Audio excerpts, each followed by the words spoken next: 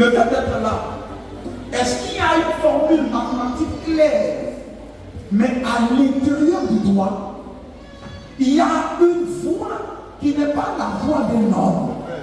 Il y a un témoignage à l'intérieur de toi qui n'est pas forcément le témoignage du pasteur, mais c'est un témoignage qui fait en sorte que tu es convaincu que tu es sauvé. C'est pourquoi tu es là. Parce que l'esprit à l'intérieur de nous atteste que nous sommes enfants de Dieu. Mais si tu crois que tu es sauvé, pourquoi ne crois-tu pas que le sang de Jésus est dans la vie?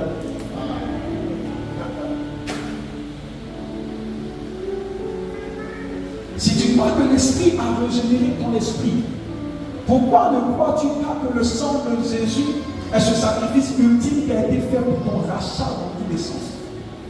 Il y a un problème de compréhension.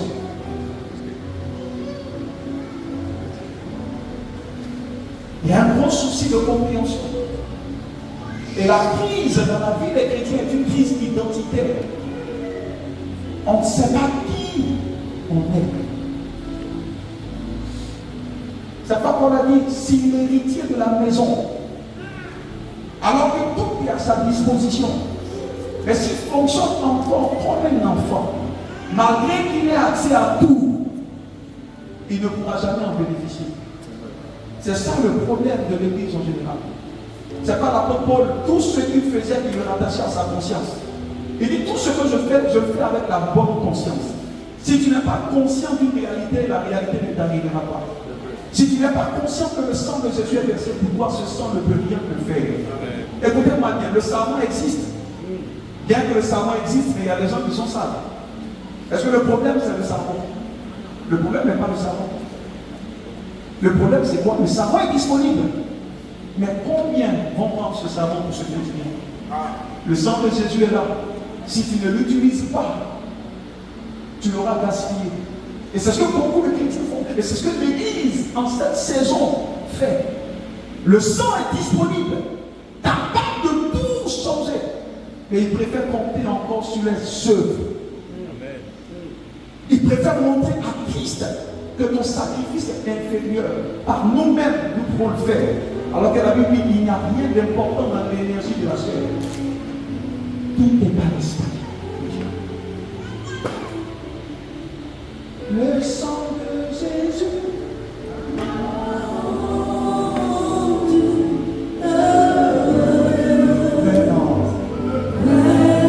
Est-ce que tu peux me dire en juste 2 minutes? Le sang de Jésus.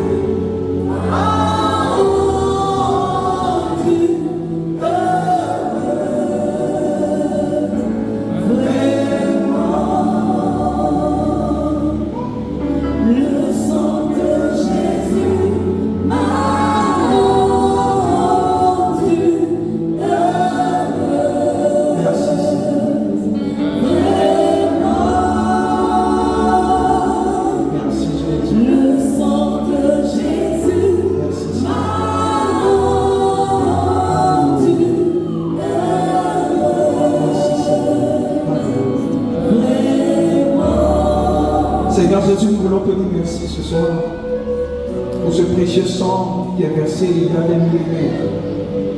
En réalité, ce sang n'est pas versé il y a 2000 ans, mais ce sang est versé avant la fondation de toute chose. Et nous sommes bénis par ce que ce sang produit. Parce que ce sang est la représentation de ta vie. Donc ce sang qui est versé pour nous, en réalité, c'est ta vie que tu as versée en libation pour nous. De sorte que la mort qui devait frapper notre corps, Seigneur, a été enlevée. Et ta vie nous a été administrée pour que nous puissions vivre comme tu désires que nous vivions. Rends-nous conscients de l'importance de ce sang. Et rends-nous conscients de la victoire déjà acquise dans ce sang. Et donne-nous de pouvoir nous administrer ce sang ce soir, afin que nos vies à compter de ce soir ne soient plus jamais la même. Nous te rendons gloire, nous te bénissons pour ta parole qui nous fait encore du bien ce soir dans le nom de Jésus. Amen, amen et amen. Acclame le Seigneur. Acclame le Seigneur. Alléluia. On va juste lire une portion des Écritures. Psaume 23, verset 5 Je ne serai pas du tout long, je ne sais pas vraiment ce que je vais enseigner, mais je vous laisse conduire par l'Esprit. Et puis, là où l'Esprit m'arrête, on va s'arrêter là et prier, et puis le Saint-Esprit nous fera du bien, au nom de Jésus. Donc, plus tard, à 22h, il faut que j'arrête. Donc, si à 22h, je n'ai pas fini, comme vous faites, si je dois arrêter quand même, et on va prier. Je voudrais toujours enseigner sur le thème que nous avons donné pour ce séminaire. Mais le psaume 23, verset 5, je voudrais qu'on lise dans une version différente. Dans votre version, c'est beaucoup plus simple. Le psaume 23, c'est un psaume que nous tous nous aimons reciter. C'est un psaume qui nous fait plaisir parce que quand on l'entend, c'est un psaume qui nous rassure. C'est un psaume qui rassure l'Église et qui rassure tous ceux qui l'abordent. Mais quand vous lisez bien ce psaume, celui qui l'a écrit s'appelle David. Regardez ce par quoi David commence. David dit l'Éternel est mon berger. Donc ça veut dire que ce psaume ne concerne que tous ceux dont le Seigneur est le berger.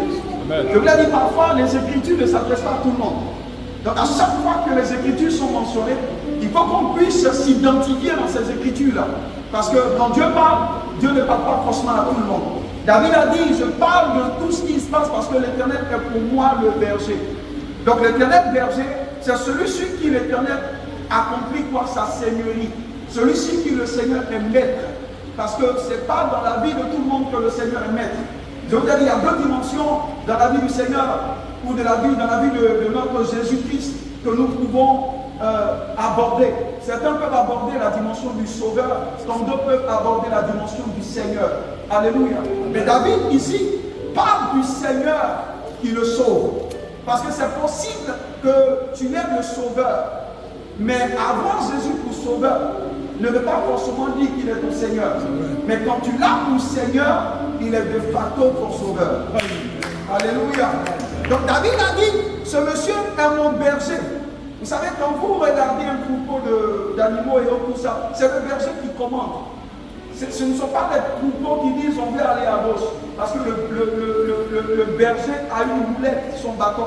C'est le bâton qui dirige, qui oriente. Donc ça veut dire quoi? Le berger est celui qui fixe le standard. C'est lui qui dit où on va. Donc ça veut dire que c'est ceux sur qui Jésus a sa seigneurie. Ceux sur qui Jésus est maître. Ceux sur qui Jésus est roi. Ceux sur qui Jésus trouve son expression. Ceux sur qui Jésus peut exercer son gouvernement. Et je vous l'ai dit, c'est très très important quand vous écoutiez le message du pasteur dit que vous allez vous rendre compte que ce message faisait référence toujours au standard de vie que nous devons avoir en tant que chrétiens. Parce que si nous ne fonctionnons pas comme ça, nous ferons de Jésus un menteur, alors que c'est nous qui ne sommes pas le bon modèle. Alléluia. Parce que quand on va faire des expériences sur une espèce, on ne fait pas d'expérience sur l'espèce défaillante, mais on fait l'expérience sur l'espèce normale. Donc quand on dira qu'on veut faire une étude sur les hommes, les humains, on n'ira pas prendre quelqu'un qui est né avec des déformations. On ira prendre quelqu'un qui est normal. Parce que celui qui est né avec des déformations est une exception à la règle. Mais l'exception n'est pas la règle. Donc quand on dit chrétien à la base, c'est qui le chrétien? Donc quand vous lisez ou quand vous essayez d'étudier même l'étymologie de chrétien, vous allez voir que ça veut dire celui qui ressemble textuellement à Christ. Parce que le mot chrétien n'a jamais été employé par Jésus. Vous allez vous rendre compte que durant toute sa vie, il n'a jamais employé le mot chrétien. Tout ce que Jésus disait, si vous me suivez, je ferai de vous des disciples. Le disciple, c'est celui qui ressemble textuellement à son maître. Le disciple vient du grec mathetes, ça veut dire quoi? Il est comme son maître. Et quand tu le vois, il n'est pas différent de son maître. D'abord, Jésus a dit que quand le disciple est accompli, il devient comme le maître. Donc ça veut dire que dans le mot chrétien qui est employé ici, qui a été donné par des païens à Antioche, mais en fait c'était un nom qu'il donnait pour insulter. Mais bon, même pour insulter, mais il est beau quand même ce nom. Quand on dit chrétien, ça veut dire les petits Christ. Donc ils se sont dit pour se moquer. Mais quand même, ce nom, bon, on peut le prendre parce que ça veut dire petit Christ. Donc quand ils les ont vus, ils ont remarqué des caractéristiques de Jésus. Certains leur ont dit que vous êtes des chrétiens. Donc si on veut définir la vie chrétienne par même la définition des gens d'Antioche, ça veut dire que je ne peux pas déjà appeler quelqu'un qui est venu à l'église chrétienne sans avoir vu les caractéristiques de Christ dans la vie de la personne. Donc ça veut dire que si je dis à quelqu'un chrétien, c'est un abus de langage. Comme on dit à quelqu'un qui va à l'école de médecine, docteur, mais il n'est pas encore docteur. Parce que tu n'es pas docteur parce que tu es à l'école, tu es docteur quand tu finis, que tu valides. Donc par moment, on dit à l'église chrétienne à des gens, mais en réalité, ils sont dans le processus, ils sont en transition. Mais celui qui n'a pas encore atteint cette dimension de ressemblance à Christ, on ne peut pas dire qu'il est chrétien. Alors que Paul dit, ceux qui sont en Christ, il n'y a plus de condamnation pour eux. Mais c'est quoi être en Christ? Quand on doit définir les terminologies, on va se rendre compte que, en réalité, ce qui se passe, c'est que ce que nous voyons n'est pas censé arriver aux chrétiens véritables. Mais ça arrive à des chrétiens dans le parcours, ceux qui n'ont pas encore atteint. Et dans la Bible même, il y a des expressions comme ça. Paul n'est pas sorti tout d'un coup apôtre. Il a dit, je suis Paul, appelé à être apôtre. Donc je suis dans le processus jusqu'à ce que j'atteigne le statut ou la stature qui me permette de devenir un apôtre fait.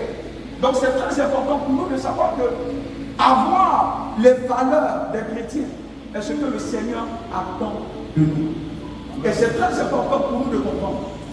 Alléluia. C'est très important pour nous. À chaque fois que nous venons à l'église, ce que nous recherchons, c'est notre ressemblance à Christ. Regardez Ephésiens 4, verset 13. Les 5 ministères ont été donnés à l'église. Pourquoi? Pour le perfectionnement des saints. Mais lisez le but de ce perfectionnement. Ce n'est pas d'exercer la paternité sur les hommes. Ce n'est pas pour faire des hommes nos esclaves. Ce n'est pas pour montrer aux hommes qu'on est daddy. Ce n'est pas ça le but. La Bible dit, nous sommes des personnes qui perfectionnent. Et le mot perfectionne, c'est le rôle des professeurs. C'est le rôle des enseignants, des professeurs. Il a dit quoi? Jusqu'à ce que les chrétiens ou ceux qui viennent à l'église puissent gravir les échelons et devenir à la fin, la Bible dit, des hommes faits à la stature parfaite de notre Seigneur. Donc le but, c'est de prendre une personne qui rentre nouvellement à l'église et à la fin, on fait de cette personne-là une personne qui ressemble à Christ. Donc ça veut dire qu'on prend une personne du monde qui rentre dans le laboratoire qu'est l'église. Vous voyez que là, l'église devient un laboratoire. Non pas un centre de concentration nazie, mais l'église devient quoi? Un laboratoire. C'est comme il y a des intrants, parfois dans les industries, dans les entreprises. Il y a des intrants, on fabrique un produit. Donc le produit final de l'église, c'est le chrétien. Le produit final, c'est le chrétien. Mais quand il rentre un mondain. Il rentre brisé. Donc l'église le forme, l'église le lave, l'église le soigne pour le présenter devant Christ comme étant un homme fait à l'image de Christ. Donc ceux qui sont dans le parcours, qui n'ont pas oublié leur ancienne vie, c'est quand la Bible parle de vieil homme, la Bible parle de l'ancien qui doit être crucifié. Mais il y a beaucoup qui refusent de crucifier leur ancien. Donc ils sont tous dans le même palier à l'intérieur. Et quand on les appelle chrétiens, c'est un problème. Et le plus souvent, ce sont ces personnes-là sur qui les expériences se font. On va dire non, mais les chrétiens ont beaucoup de problèmes de délivrance. Non, on a dit, aucun chrétien dans les normes n'a un problème de lien. Donc quand on rentre dans les terminologies, non, aucun chrétien n'a de problème de lien. C'est quand je parle de terminologie. Parce que le chrétien, c'est le stade final. Une fois qu'un véhicule est mis dans les rayons, ça veut dire qu'il est passé par toutes les stades de contrôle qualité. Et on a vu que c'est bon, on l'a affiché. C'est pas quand Jésus prenait les hommes, regardez Matthieu 3, il a dit que Jésus appelle les hommes et il les maintient avec lui pendant quelques années et après il les envoie. Mais quand il les maintient avec lui, il les forme, il les transforme et puis après il les équipe pour les envoyer. Donc le rôle de l'église, c'est justement par l'administration de tous les dons que l'Esprit fait, c'est l'équiper pour que ces personnes soient présentées comme étant des disciples, des personnes qui puissent représenter Christ partout où elles iront. Donc c'est très important pour nous de comprendre et de mettre les bases là où il faut les mettre. Un véritable chrétien n'a pas de problème de lien. C'est pourquoi quand vous lisez l'apôtre Paul, il est clair. Il dit il n'y a pas de condamnation pour. Il dit pour ceux qui sont en Christ. Il n'a pas dit pour tout le monde. Christ est une demeure. Christ est une ville de refuge. Christ est une position. Christ est une ville. Il y a des chrétiens qui sont dans le bâtiment mais qui ne sont pas en Christ. Parce que c'est possible d'être dans ton bishop. C'est possible d'être dans ton pasteur. C'est possible d'être dans ton homme de Dieu. Mais beaucoup de chrétiens sont dans leur homme de Dieu. C'est pourquoi ils se baptisent en leur homme de Dieu, sans se baptiser forcément en Christ. Donc si on ne rentre pas dans les détails, vous allez vous rendre compte que c'est dangereux parce qu'au soir de votre vie, vous allez vous rendre compte que vous avez investi et que le nom de ce que vous avez construit s'appelle Babel. Alléluia. C'est pourquoi anciennement, nous mettons l'accent sur l'enseignement. Quand l'enseignement est administré, l'esprit confirme l'enseignement. Le but, c'est de voir des chrétiens véritables. C'est pas anciennement pas des restes, remnants, parmi les restes. Les restes sont ceux qui ont décidé de vivre comme des modèles purs, comme des puritains. Il y avait un peu comme ça en Angleterre, qui a voulu vivre la vie chrétienne d'une manière parfaite, loin de tout ce qui est souillure et saleté du monde. Et la terre de l'Angleterre ne le permettait pas. Ils ont dû déménager pour aller aux États-Unis. Ce sont eux qui ont formé les États-Unis aujourd'hui. On les appelle les puritains. Ce sont eux, parce qu'ils ont voulu vivre leur foi. On ne peut pas vivre la foi en étant dans le monde. Le Seigneur a dit à Moïse, il dit sortez du milieu d'eux. C'est pas hier, je parlais de séparation. Tu ne peux pas marcher avec Christ sans séparation d'abord. Jésus a dit, tous ceux qui me suivront doivent laisser leurs parents, doivent laisser leur maman, doivent laisser leur maison, doivent laisser tout ce qui leur coûte cher, doivent laisser leur religion pour embrasser Christ. Le Seigneur a dit à Abraham, il dit à Abraham, je veux faire de toi une nouvelle nation. Est-ce que tu es d'accord? Il dit oui, Seigneur. Il dit, mais la seule condition pour que je fasse de toi une nouvelle nation, tu dois renoncer à l'ancienne nation. Ici, en Côte d'Ivoire, on a vu ça il n'y a pas longtemps. On a dit, si tu veux te plaire, il faut renoncer à une nationalité. Avec Dieu, tu ne prends pas deux. C'est fort. Amen. Alléluia. Il a dit, si tu veux te proposer comme président, il faut renoncer à une nationalité. Donc Dieu a dit, si tu veux que je fasse de toi une nation, quitte ta patrie, quitte ton pays, quitte la maison de ton père, quitte la maison de ta mère, quitte ta tribu. En fait, sois seul, abandonné. Parce que tant que tu n'es pas abandonné, je ne peux pas être ton refuge. Et je vais vous dire quelque chose d'essentiel. Si le monde te tient encore, Dieu ne peut pas t'attraper. Si ta famille te tient encore, Dieu ne peut rien faire. La première des choses, lisez ce que le Seigneur a dit. Il dit, je suis venu mettre le feu dans les familles. Il dit, je suis venu pour séparer le père avec son fils. Je suis venu pour séparer la vie. Il dit, je suis venu mettre quoi? Je suis venu mettre l'épée. Quand Christ te bat, il te sépare d'abord. Et c'est ça le gros problème de l'Église. Et c'est ça le gros problème des fidèles et des membres de l'Église. Ils sont en Christ, mais sans être séparés. Donc du coup, ça donne une autre formule de chrétiens que le Seigneur regarde et lui-même a du mal à les identifier. Quand il les regarde, ils sont mi-chrétiens, mi-mondains. Donc ça donne des monstres, ça donne des mutants. Donc Jésus voit certaines personnes qu'on appelle chrétiens, mais en train de couper des liens que lui-même ne comprend pas. Parce que déjà, être en Christ suppose que tu t'es séparé de quelque chose. Donc si tu es en Christ, que tu continues de couper les liens, tu es en train de dire en fait que tu es en Christ, mais tu as une double nationalité, mondaine et puis christique. Je ne sais pas si tu as bien compris ce que je veux dire. Amen. Et c'est ce qui fait que le concept de délivrance ne finira jamais. Ça ne finira jamais. Pourquoi? Parce que, je le dis en toute sincérité, les hommes n'aiment pas réellement Dieu. Quand tu aimes réellement Dieu, tu abandonnes tout. Tu abandonnes tout ce qui ne glorifie pas le nom du Seigneur. Vous savez, pour commencer à voir des choses exceptionnelles de la part de Dieu, il faut être sérieux avec Dieu.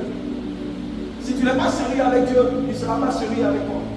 Et c'est ce qui fait que beaucoup de personnes traînent encore. Parce que quand elles analysent leur vie, elles se rendent compte en fait qu'elles ne sont pas vraies avec le Seigneur. Alléluia. Elles ont l'apparence de la piété.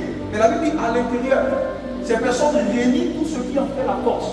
Une personne pareille ne peut pas espérer avoir quelque chose de la part du Seigneur. Mon rôle, c'est de te dire la vérité.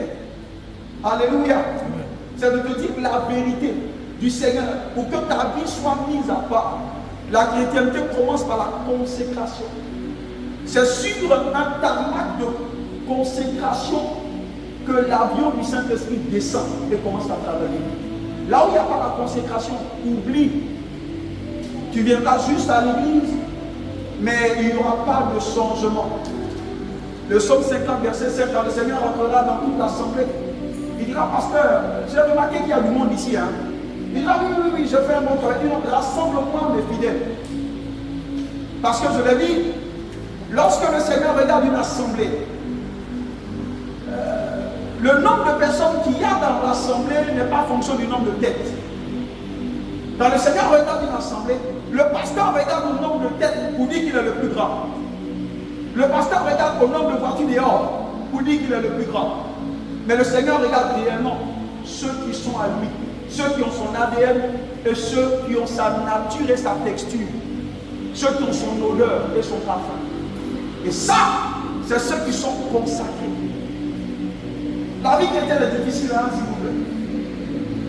Oui, la vie chrétienne est difficile. C'est une vie où tu renonces à tout. Une vie où tu renonces à toi-même. Tu n'as plus de plaisir. Ton plaisir, c'est le plaisir de Dieu. Tu ne vas plus là où tu as envie d'aller. Parce que tu ne vas que là où le Seigneur te dit d'aller. Parce qu'il y a des endroits où tu vas, où des liens peuvent être tissés encore. Alléluia. Donc, il y a des choses où l'Esprit te dira non, tu ne peux pas aller ici. Parce que tu n'es pas comme tout le monde. Donc, si on veut vivre la vie chrétienne, et la vie comme si on était dans le monde, ça devient compliqué. Ce qui se passe dans nos églises aujourd'hui, c'est que beaucoup ont leur même vie du monde, mais ils ont juste écrit sur leur front Jésus. Donc la seule différence, c'est que sur leur front, c'est écrit Jésus. Mais leur vie passée, c'est la même colère, c'est la même haine, c'est la même méchanceté. Bon, il était méchant hier, il est en Christ, il ne va pas de changement. Il était palabreux hier, il est en Christ, il ne va pas de changement. Donc pour finir, ça devient la séduction parce que devant Dieu, tu n'existes pas encore. Et ça, il faut que les gens puissent le dire pour que les gens puissent prendre leur vie chrétienne au sérieux. Quand vous lisez l'église primitive, ils étaient tout le temps dans l'église. Ils n'avaient plus de vie, ils avaient tout abandonné. Ils étaient dans la maison de Dieu, en train de prier, de jeûner, de rompre le pain et de faire tout ce qui était divin. Mais aujourd'hui, on a trop de choses que nous faisons. On n'a pas le temps pour Dieu. Et c'est compliqué. Alléluia. Et c'est compliqué. Et vous êtes la proie facile de tout le monde. On vous fait payer ce qui est gratuit. Parce que vous-même, vous ne voulez plus prier, vous cherchez quelqu'un qui prie pour vous. Ça veut dire que vous avez prêté votre spiritualité à quelqu'un d'autre. Qu'est-ce que tu as vu hier sur moi? Et là, je te dis aussi, avant de te dire ce que j'ai vu hier, il faut me donner 50 millions. Parce que ça va être mes yeux que je vis, ce n'est pas mes yeux. Miséricorde. Alléluia. Je vais vous dire quelque chose d'essentiel, je rentre dans mon message. Il y a 3 faits marquants qui m'ont touché. Je pense que ça va te toucher aussi. Jésus a rencontré 3 types de personnes particulières. Il y en a beaucoup. Mais il y a 3 types de personnes qu'il a rencontrées. Et regardez, d'abord, il rencontre cette femme que tout le monde veut lapider. Parce que selon eux, elle est adultère. Tout le monde doit la lapider parce que c'est ce que Moïse a dit. D'accord, Jésus arrive, il inspecte les choses et il dit, ok, parmi vous là, si personne n'a jamais fait ça, lancez-lui la pierre. Mais la Bible dit après qu'elle n'a plus été lapidée, alors que la loi de Moïse disait quoi? Qu'il fallait la lapider. Mais la question qu'on se pose, est-ce que Jésus est venu manquer le respect à leur Moïse? Parce que Moïse, quand même, était un prophète extraordinaire. Mais on se rend compte ici que Jésus n'est pas le contre la parole. Mais Jésus a accompli la parole de Moïse. Parce que cette femme, elle devait être lapidée. Donc elle était dans une posture comme nous tous, qui étions privés de la gloire de Dieu à cause de tout ce que nous faisions comme péché. Mais Jésus, en fait, a pris sur lui son péché. Donc il leur a dit, et il a regardé l'esprit de mort certainement qui devait la saisir. Il a dit, mort, je sais que c'est ton droit légal de la fêter, mais je prends sur moi sa peine. Mais quand vous lisez la partie, il n'était pas encore allé à la croix. Son sang n'était pas encore versé. Mais quand vous lisez Isaïe 53, il a dit que c'est son sang qui est versé et qui nous donne quoi? La liberté et la délivrance et la restauration. Mais ton sang n'est pas encore versé. Et puis déjà, tu commences à libérer les gens. Mais je vous dis quelque chose d'assez essentiel. Et souvent dans les comptes des gens, ça se passe quand tu as un compte à la banque. Parfois, quand tu dois recevoir de l'argent, que l'argent n'est pas encore venu, tu as la possibilité d'aller dire à ton banquier, donne-moi, on appelle ça un débit ou un compte de débit, je ne sais pas. Tu lui dis, permets-moi d'avoir 200 000 sur ce qui n'est pas encore venu.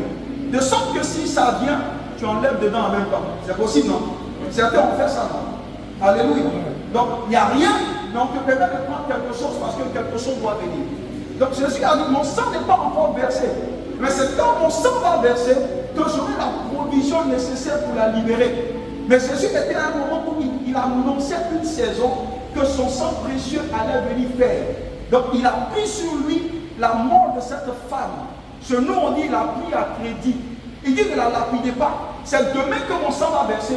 Mais permettez-moi de collecter déjà cette mort-là que je mets à mon débit. Et le jour où le crédit, c'est-à-dire le sang va verser la provision que ça va mettre dans mon compte, ça va venir enlever ça. Donc ça veut dire que écoutez bien ce que je suis en train de dire. Et le deuxième cas, c'était Bartimée. Et la femme en question, c'était dans l'ancienne alliance. Avant qu'on ne soit dans l'alliance supérieure de suprême, avant qu'on ne soit dans l'ordre de Melchisédek, cette femme n'a pas bâti un hôtel. Dans l'ancienne alliance. Et Bartimée, c'était pareil. Jésus, fils de Daniel. Elle n'a pas donné de contrepartie. Parce que quand il s'agit d'avoir la délivrance, la restauration, il n'y a pas de contrepartie. Il n'y a aucune somme qui peut être la contrepartie de ce que Jésus nous donne pour notre vie. Bartimée a crié. Le même principe a été appliqué. Il a été libéré à crédit. Jésus lui a dit, va. Il n'a pas pris un mot. Vous voyez plusieurs cas pareils. Pourquoi? Parce que la grâce avait déjà commencé à agir là. Mais la grâce n'était pas encore formalisée. Parce que la grâce a même commencé à agir depuis le début. Parce que quand vous lisez le livre de Noé, en Genèse chapitre 8, il est dit Noé a trouvé grâce aux yeux de Dieu. Donc ça veut dire que la grâce, en fait, est venue de manière formelle, comme une loi avec Jésus. Mais la grâce était déjà officieuse depuis le commencement de tout ça. Donc c'est important pour nous de comprendre ça. Si vous ne comprenez pas ça, vous n'allez pas comprendre ce que le sang de Jésus a fait pour vous. Et Jésus le faisait en prévu par son sang qui devait verser. Parce que Ésaïe 53 a dit, c'est par ce meurtrissure que nous avons été guéris. Pierre a dit, nous avons déjà été guéris. Donc ça veut dire que le sang est venu pour régler quelque chose. Pourquoi le sang? Pourquoi le sang devait verser? Pourquoi Dieu est-il si sanguinaire? Je vais échanger avec quelqu'un. Certains musulmans disent, votre Dieu il est beaucoup sanguinaire. Mais en fait, la vie est dans le sang. Parce que qu'est-ce qui s'est passé déjà en Genèse?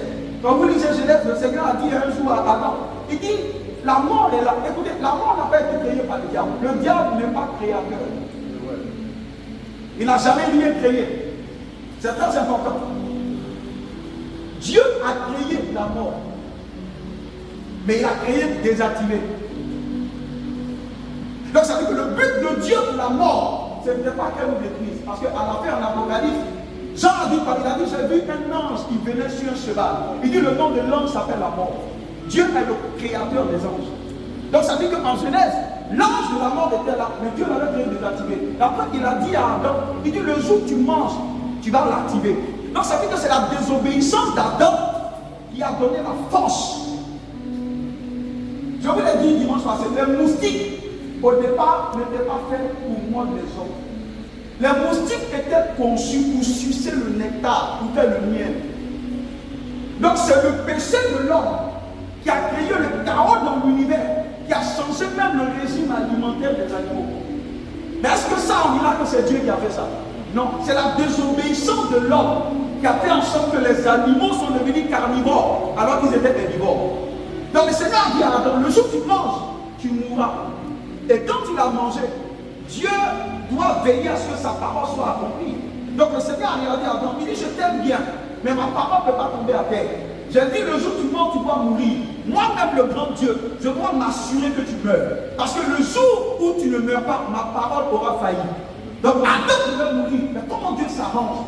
Un projet humain qu'il a conçu pour quelque chose d'exceptionnel.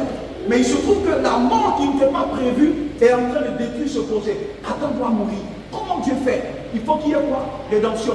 Il faut qu'il y ait quoi? Rachat. Il faut que Dieu puisse résoudre l'équation. Mais comment résoudre l'équation? Il faut une substitution. Maintenant, c'est quoi la mort? Parce que Adam n'est pas mort physiquement. Adam est mort après. Donc la mort selon Dieu, ce n'est pas la cessation des respirations. La mort selon Dieu, c'est lorsque Dieu te quitte. Mais il y a une mort quand même. Et Dieu doit restaurer l'homme.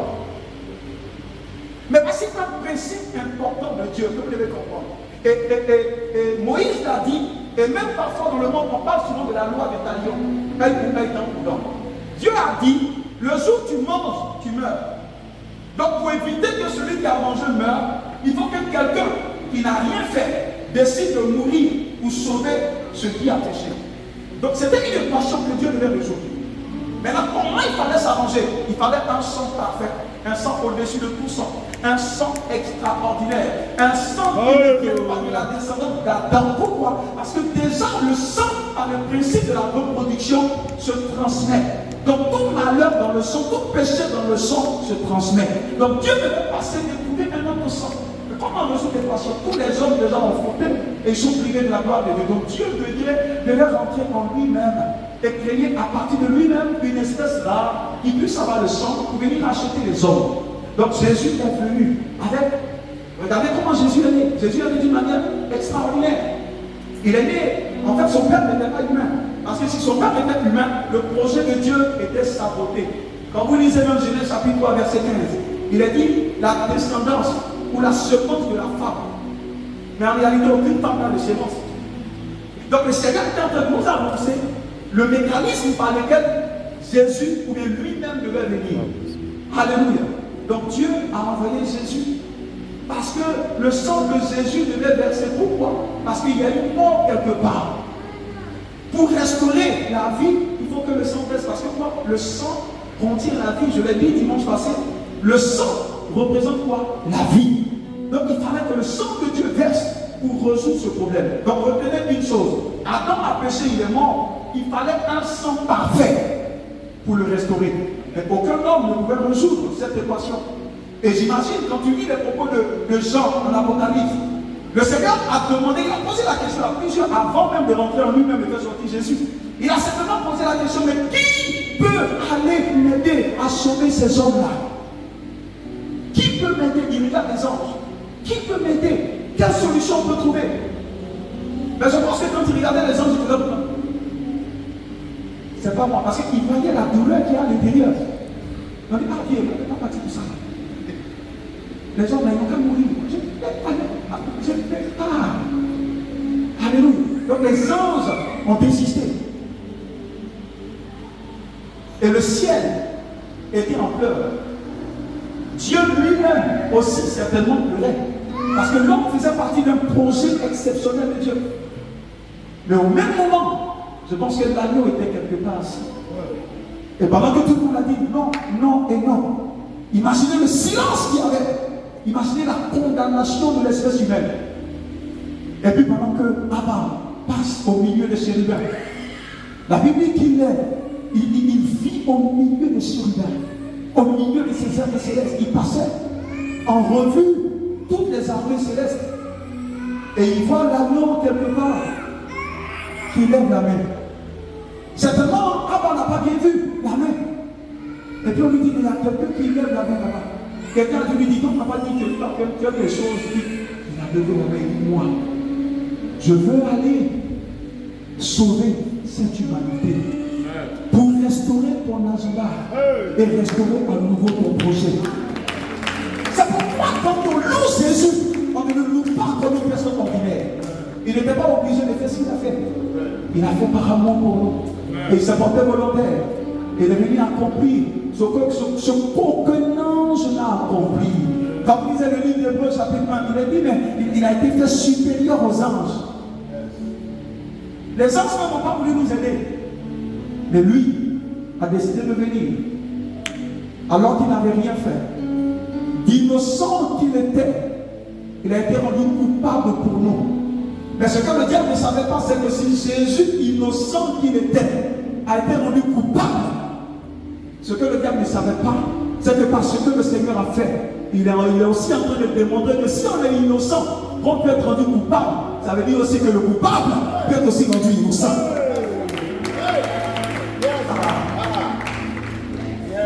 L'innocent est devenu coupable. Le diable se riait. Mais ce qu'il ne savait pas, 1 Corinthiens 2, 8 dit, la sagesse infiniment variée de Dieu, que si les principautés, si le diable comprenait cette sagesse, il n'allait jamais crucifier le Fils de l'homme. Vous savez que si Jésus ne mourait pas, le projet de destruction du diable ne serait pas d'actualité. Donc si le diable savait ce qui allait se produire en tuant Jésus, il serait lui-même son garde-corps personnel. Il s'assurerait qu'aucun mal n'arrive à Jésus. Parce qu'il ne savait pas qu'en mordant son talon, Jésus allait écraser ainsi sa tête. Il n'avait pas compris ça. Et c'est ce qui s'est passé à la croix. Oh, le temps passe. Comme ce vendredi, imaginez 2000 ans en arrière. C'était un jour pareil comme ça. J'imaginais le calme qu'il y avait à Jérusalem après ce problème. J'imaginais le calme et j'imaginais les papakoyas dans les maisons. Imaginez dans chaque maison, chacun raconte l'histoire à sa manière.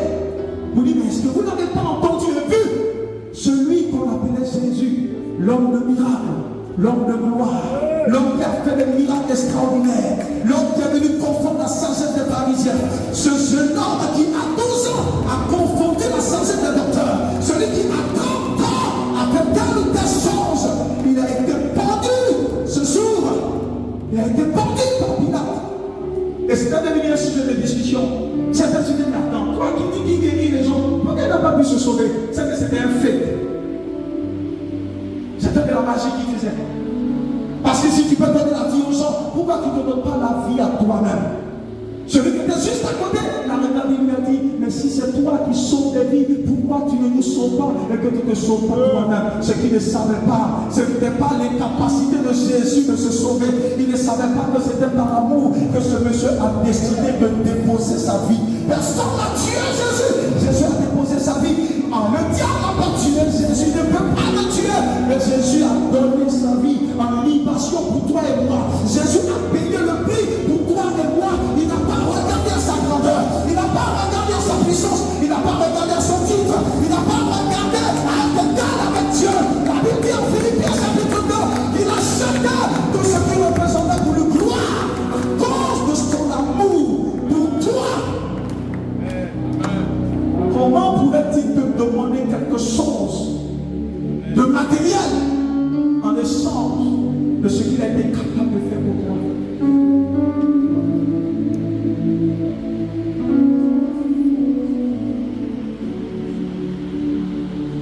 La ville était calme.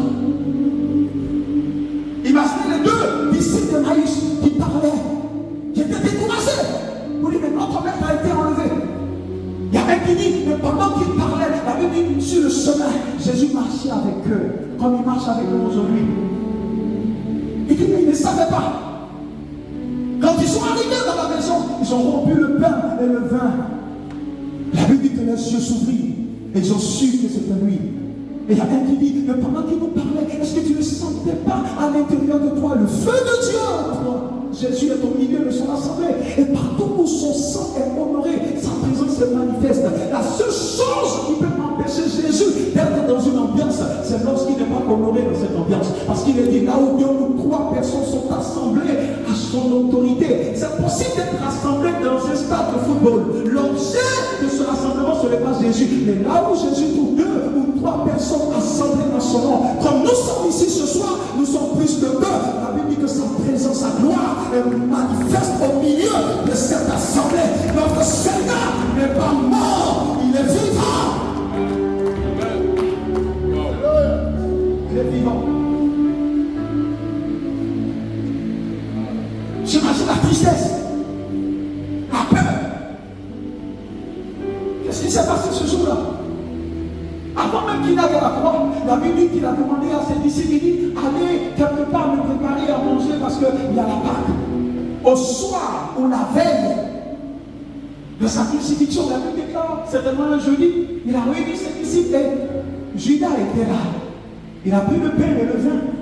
Il les a identifiés. Les théologiens appellent ça le principe de l'interpénétration. À chaque fois que nous mangeons le corps et le sang de Jésus, il y a quelque chose d'extraordinaire qui se produit. Écoutez-moi bien, écoutez-moi bien. Le problème de l'humanité est à plusieurs niveaux. C'était un problème d'abord spirituel. Parce que Jésus est mort de la même manière dont Adam est mort. Écoutez-moi bien, quand Dieu veut résoudre une équation, il résout l'équation de la même manière dont l'équation a été entamée. Quand Adam est mort, je vous l'ai dit, 930 ans il a vécu. Mais la Bible dit qu'il était mort. Donc la mort selon Dieu n'est pas la mort selon les hommes. Pour les hommes, quand tu es mort, tu es enterré. Mais pour Dieu, quand tu es mort, tu peux marcher encore sapé. Tu es un mort sapé. Dieu est déconnecté de toi. La mort selon Dieu, c'est lorsque Dieu ne te voit plus selon son radar. L'Esprit de Dieu a quitté Adam.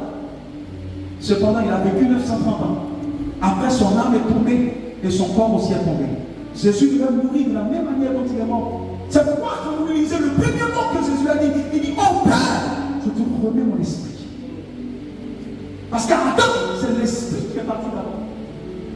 Après, l'âme a suivi et le corps aussi a suivi. N'oubliez pas que le premier est appelé le premier Adam et que Jésus est appelé le second Adam. Amen. Et le problème a affecté l'esprit d'Adam. Donc Jésus leur donne son esprit. Avant de partir, la Bible dit, il souffle sur eux. Il a dit, recevez mon esprit. Jésus savait que la chute avait créé un problème dans le sang de l'humanité. Et pourquoi Jésus nous sert son sang alors? À quoi sert son sang quand on sait que l'homme a 3 dimensions, esprit, corps et âme? Il nous souffle pour nous donner son esprit, mais avant de partir, il fait son dernier repas où il nous donne son sang pour régler le problème dans notre sang, où il nous donne quoi? Son corps pour régler tout problème dans le corps. Pourquoi est-ce que l'Église reste seulement au niveau de l'esprit alors que l'antidote pour régler le problème dans le sang et le corps nous a été aussi dedans dans les... Pourquoi tu es conscient de la réalité spirituelle et tu n'es pas conscient des ustensiles spirituels que le Seigneur a mis à notre disposition? Je vous l'ai dit, le savon est disponible, mais tu peux accepter d'être savant. C'est un choix.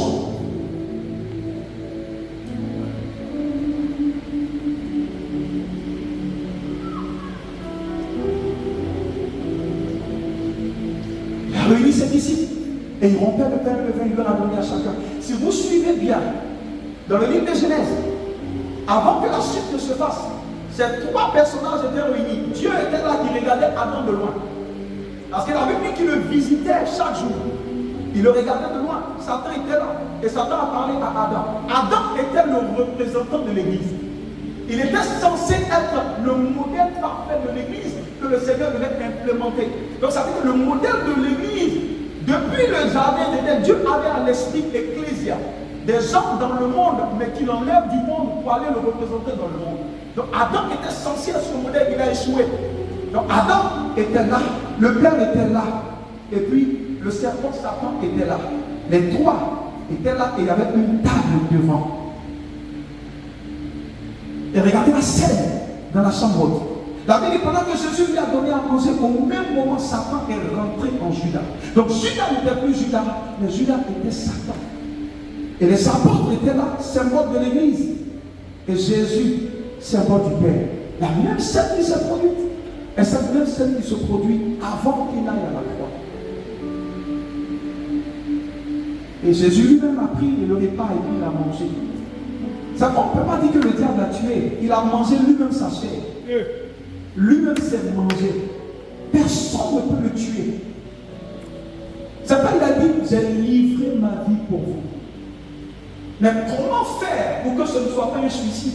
Parce que le suicide aussi est condamné par la parole. Pour que ce ne soit pas un suicide, il fallait que Satan joue un rôle.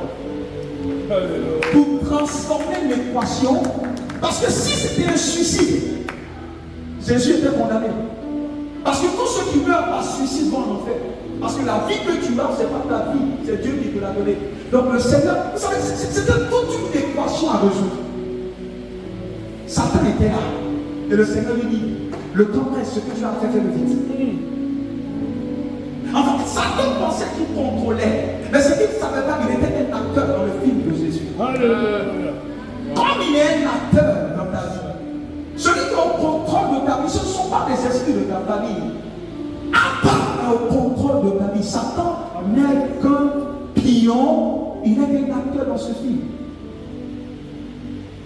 Il dit fais-le vite.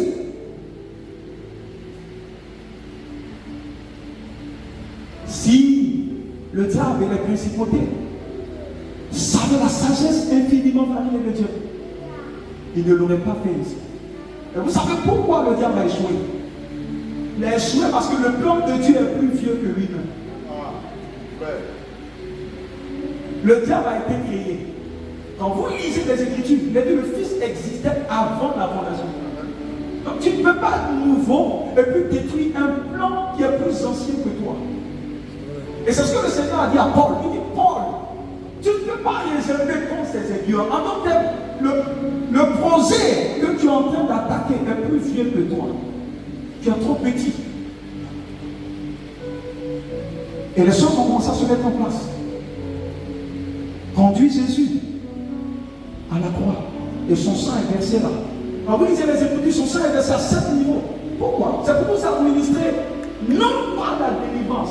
Je vous l'ai dit il y a 1 an, 10 mois maintenant, pratiquement où j'ai prêché. J'ai dit la liberté est supérieure à la délivrance. Parce que le danger de nos églises, c'est la délivrance. Un homme délivré est très dangereux.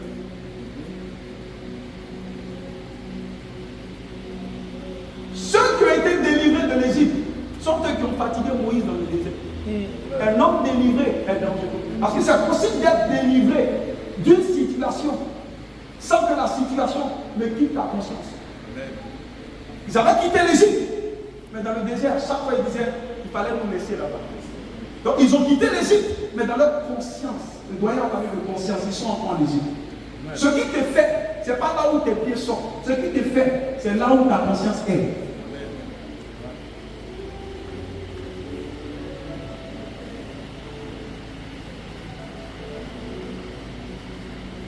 Jésus a été pris, avec tout ce que nous savons, aidé par Simon de Cyrène. Et il allait se mettre à la croix. Je vous l'ai dit dimanche passé, pourquoi la croix? La croix de Golgotha, c'est un hôtel. Quand vous regardez la forme même, on appelle ce lieu-là le crâne. Pourquoi on appelle le crâne? Parce que quand vous regardez de loin, vous allez par la tête, vous allez par la forme d'une tête. C'est pourquoi on l'appelle le crâne. Mais pourquoi Jésus va là-bas? C'était pour répondre au principe du bouc d'Azazel. Il devait mourir en dehors de la ville. Mais pour expier le péché. Mais quel péché Jésus a commis? Aucun péché. C'est pas la même. Dieu a fait de lui pas pécheur, mais Dieu a fait de lui péché. Pas pécheur. Parce que le problème de l'humanité, c'est le problème du péché. Et non pas des péchés. Ça, c'est un autre message. Et quand il arrive à la croix, à cause du temps, je cours. Je ne peux pas terminer. Regardez ce qui se passe. De 9h jusqu'à 15h, quelqu'un est accroché. La Bible dit maudit soit celui qui est pendu au bois. Parce que la conséquence de la malédiction, c'est la mort à la croix. Maintenant, ce qui est important, quand vous lisez Romains, comprenez bien, la Bible dit en Romains chapitre 6 que pendant que Jésus mourait à la croix, nous étions avec lui à la croix.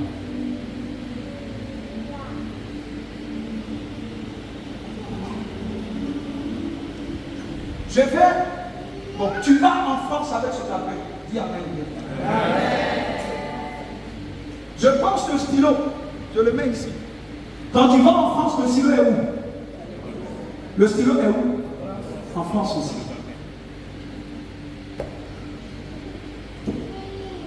L'équation selon laquelle l'innocent a été rendu coupable.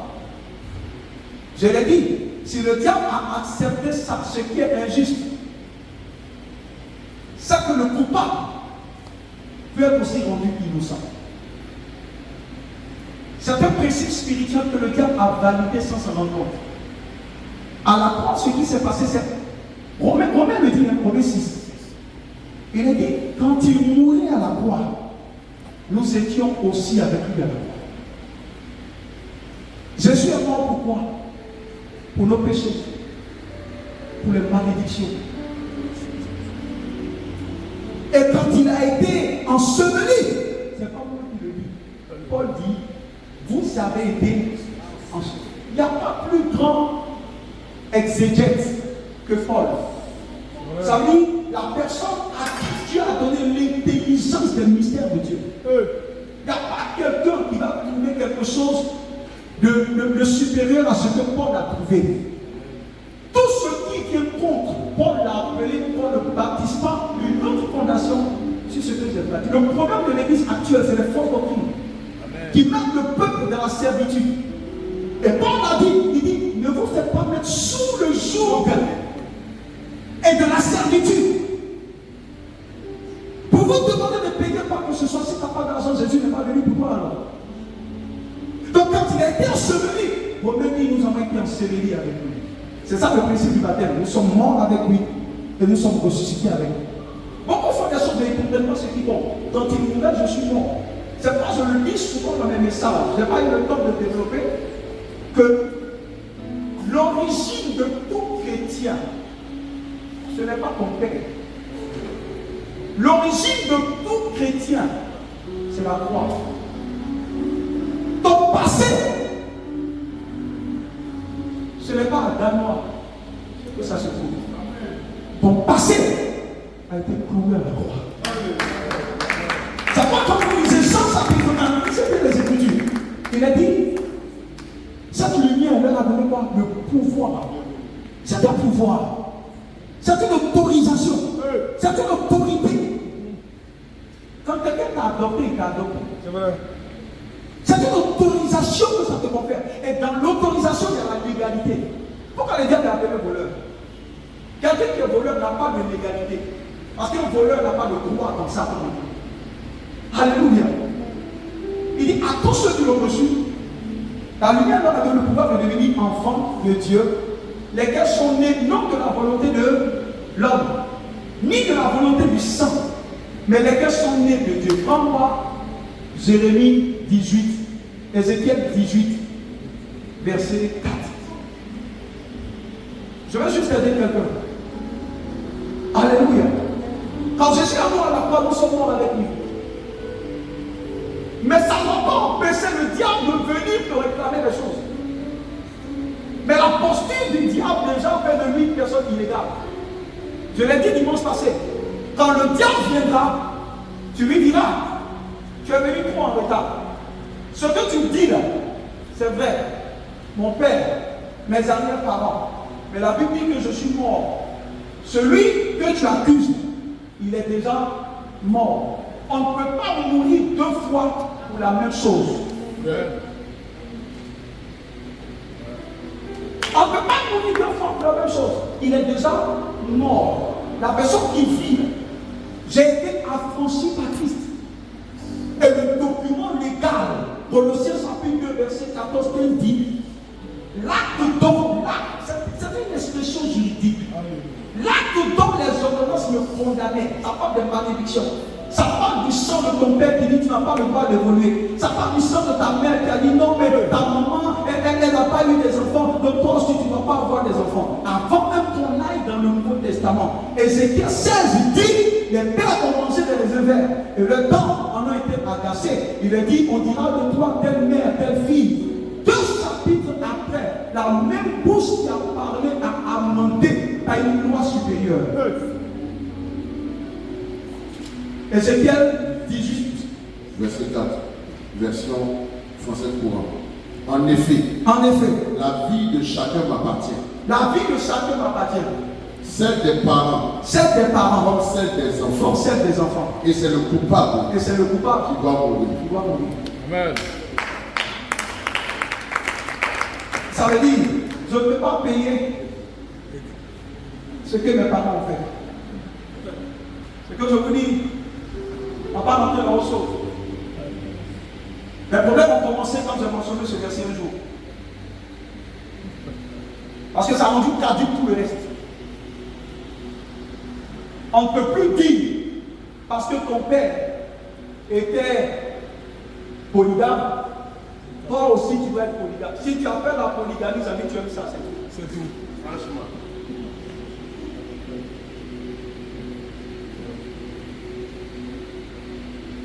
C'est pourquoi au dernier jour, tu ne peux pas accuser ton papa.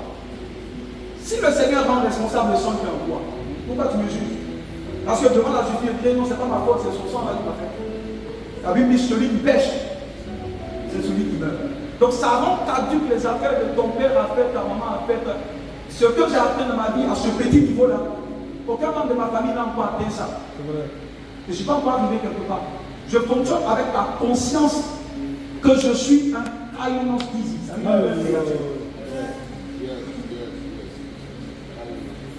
Le problème de l'église, c'est ça.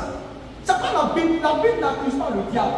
La Bible dit le problème, c'est toi. Mon peuple périt par manque de connaissance. Ils n'ont jamais accusé le diable. La Bible ne donnait pas accès au diable. Ça veut dire le diable ne peut pas rentrer chez toi tant que tu ne lui ouvres pas la porte. Mais tu dois t'assurer que chez toi, il n'y a pas quelque chose qui soit à lui. Parce que celui à qui tu te soumets pour obéir, il devient maître aussi pour toi. C'est pas pour vivre toutes ces choses. Il faut vivre consacré à Dieu. Si tu n'es pas consacré à Dieu, il n'y a pas de mieux que tu es consacré au diable. C'est pas pour que vous vivez dans une dimension, dans un scandale de gloire. Vous devez vous séparer. Il n'y a pas d'option pour ça. Si tu ne te sépares pas, ce qui a tué tes parents te tuera. Parce que le Seigneur ne peut pas aider une personne sur qui il ne peut pas exercer sa seigneurie et son gouvernement. Le temps est parti sur ce matin. Et à la croix, beaucoup de choses se sont produites. C'est à la croix que Jésus devait collecter toutes les souffrances de l'humanité. Parce qu'il avait dit toute la souffrance de l'humanité est tombée sur lui. De 9h jusqu'à 15h. Il est mort à 15h. Et regardez sa position. Il a été frappé par tout type d'esprit. Ça veut dire tous les esprits susceptibles d'anéantir l'humanité. À la croix, ça a été leur jugement. Et la sagesse de Dieu est telle que le diable, il est malin. Il n'est pas intelligent, mais il est malin. Parce que c'est l'intelligence dans le mauvais sens. Mais ce qu'il ne savait pas, c'est que à partir de 9h jusqu'à 15h, tous les démons ont frappé Jésus à la croix. Eux tous l'ont frappé. Depuis les principautés, les dominations et autres, eux tous sont venus le frapper. Donc tout le malheur qui va tomber sur l'humanité dans son entièreté a été mis sur une seule personne. Imaginez tous les VIH-Sida de l'humanité dans un seul corps. Imaginez tous les cancers, tous les diabètes. En fait, avant que le diabète même devienne dans ton corps, Jésus l'avait déjà enlevé là.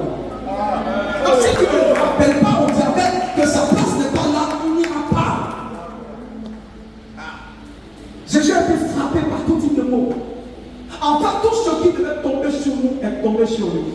Et n'oubliez pas, au moment où ça tombait sur lui, nous étions aussi en lui. Donc ces prix-là, nous les payons aussi. Pourquoi Paul dit que nous partageons la souffrance de Christ? C'est parce que tout ce qu'il a souffert, nous étions en lui. Donc il y a une part de cette souffrance que nous vivons aussi. Et quand il a été frappé à partir de cette heure-là, le diable lui-même est venu en personne. Parce que l'ennemi final, la Bible dit dans l'Apocalypse, c'est la mort. Le diable attendait qu'il soit frappé, qu'il soit fragilisé, pour venir maintenant l'attaquer avec le dernier bourreau qui est la mort. J'imagine à 15h, pendant que le Seigneur était à la croix, le diable arrivait tout doucement, comme le seul comme lui, pour achever le Seigneur, pour dire, je l'ai eu, c'est fini pour lui. Jésus riait, Jésus lui disait, c'est l'heure pour moi d'écraser ta tête. Tu n'as aucune sagesse, aucune intelligence. Alléluia. Et quand il est arrivé, qu'il a frappé avec la mort, la Bible dit c'est en ce lieu-là que Jésus lui a enlevé quoi? Le pouvoir qu'il avait sur nous. Parce que Colossiens chapitre 2, verset 14 dit, dans les versions anglaises, qu'ils ont été désarmés. Et Dieu a utilisé une technologie qui est la technologie de l'aimant. Alors tout ce que tu frappes, quand tu retournes vite. Ça aspire ta force. La femme qui perdait le sang durant 12 ans, elle a touché Jésus. Et Jésus a dit quelque chose m'a quitté. Donc si quelque chose t'a quitté, ça veut dire que quelque chose peut rentrer. Donc tous ceux qui à la croix le frappaient, quand il le frappe, il retourne, ils se sont dit, pourquoi je suis devenu faible? En fait, à chaque fois qu'on le frappait, Jésus collectait la puissance qu'ils avaient, parce que depuis la chute d'Adam, tout ce qui était autorité, pouvoir et puissance, Adam l'a donné dans l'indifférence au diable. Donc Jésus est venu pour faire quoi? Pour collecter tout ça. Donc jusqu'à ce que l'ennemi final, qui est la mort par Satan, vienne le frapper. Et à ce dernier moment, la puissance que Satan avait a été enlevée. Et c'est là qu'ils se sont rendus compte, en fait, qu'ils ont fait une erreur. Le diable s'est toujours trompé, et il se trompera toujours. Même sur ta vie, il se trompera toujours. Parce que ta vie fait l'objet d'une sagesse indéfinie de Dieu. La Bible ici, ça va. Quand tu aimes Jésus, il allait avoir tous ses problèmes. Il serait devenu lui-même son point de garde. La vie fait l'objet d'une sagesse. Même les souffrances que tu vis font partie de la sagesse de Dieu. Parfois, Dieu cache la gloire dans la souffrance. Parfois, ta pauvreté actuelle est une stratégie pour Dieu. Même le Seigneur, Dieu lui a dit à un moment donné, et là tu es Dieu, mais va te cacher un peu en Égypte. Parfois, Dieu te met dans l'inconfort pour te protéger. Mais regardez ce qui s'est passé. Jésus les a dépouillés. Et ce sang qui est versé est appelé le sang de la rédemption. À chaque fois que la voix d'un notaire de famille crie contre toi, c'est la voix du sang de Jésus qui répond. Parce que je l'ai dit dimanche passé pour ceux qui écoutent le message. La voix du sang d'Abel crie quoi? Crie vengeance. Mais la voix du sang de Jésus crie Seigneur, libère le coupable. Donc à chaque fois que les malédictions sur le plan familial veulent se lever contre nous, il y a la voix dans le sang de Jésus-Christ. Donc Dieu l'a donné pour résoudre toute forme d'équation. C'est pourquoi je le dis, aucun chrétien n'est bien maudit. Regardez avec Balaam, même dans l'ancienne alliance. Oh Seigneur. Oh, l'ignorance, c'est le gros problème. Je te maudis. Tu ne peux pas maudire ce pourquoi Jésus est mort. Tu es trop petit pour ça. Tu ne peux pas.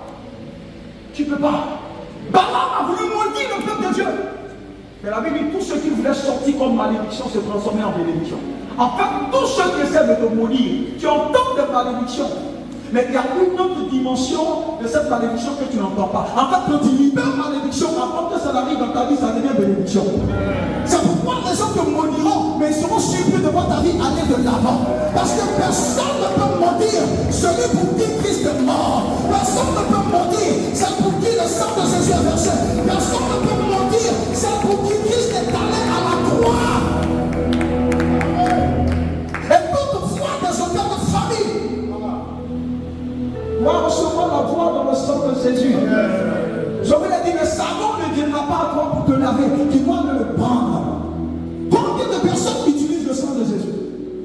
Pendant que tu as eu des conflits, rappelle-toi la dernière fois que tu as crié le sang de Jésus. À chaque fois que tu cries le sang de Jésus-Christ, ce que tu ne sais pas qui se produit dans le monde invisible, c'est que tu quittes la scène où il y a le danger et Jésus apparaît à ta place. Pas dit tout en force contre toi ne pourra rien. Au moment où tu invoques le sang de Jésus dans un combat,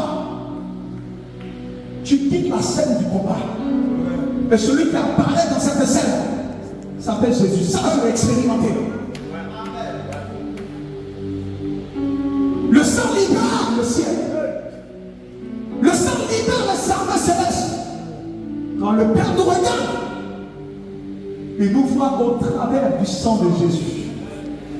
C'est pourquoi il ne voit pas parfois certaines erreurs, mais il va la voir dans le sang qui crie liberté, miséricorde, faveur, grâce, délivrance et liberté.